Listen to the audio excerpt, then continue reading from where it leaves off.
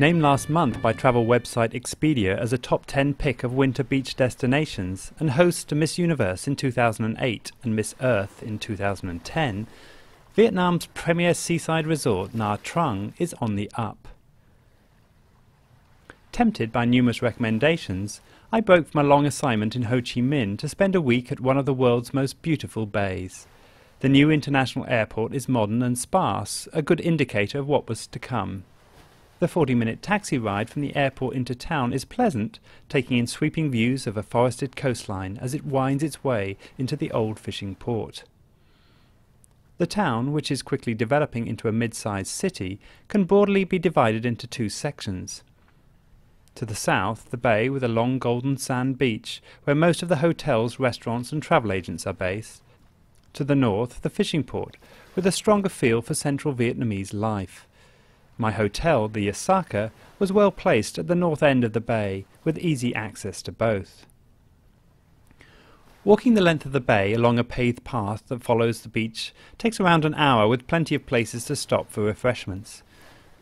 As a tourist, people selling sunglasses and second-hand books bothered me occasionally, but it's not relentless as other beaches in Asia have proved. Returning to the hotel through the streets that run parallel to the seafront, there are more options for food and coffee, as well as a few small clothes and souvenir shops.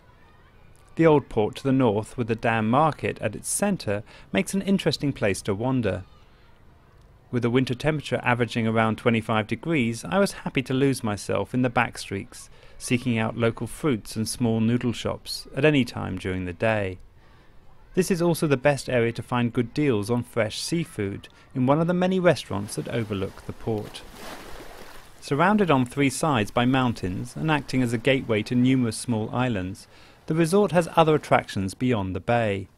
Mud baths and historic tours are popular, but I signed up for a 4-island boat trip that included a scuba dive to swim amongst what was advertised as spectacular fish and coral reef. The trip was well organised, with a pick-up from the hotel at 8 and after a short bus ride setting off sail at 9.